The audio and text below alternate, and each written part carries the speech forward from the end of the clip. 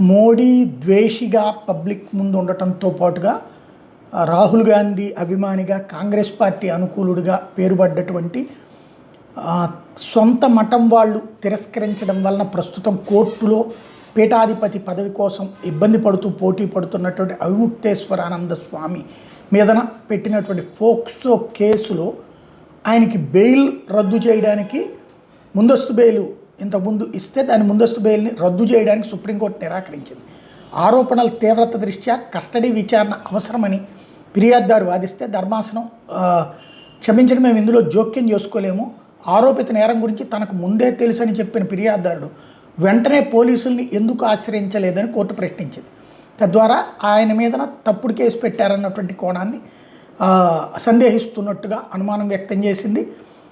నేరం గురించి ముందే తెలిసి ఫిర్యాదుదారుడు అప్పుడు చెప్పకుండా వెంటనే పోలీసులకు ఎందుకు ఆశ్రయించలేదని అడగడం ద్వారా ఆయనకు ముందస్తు బెయిల్ని కొనసాగించింది.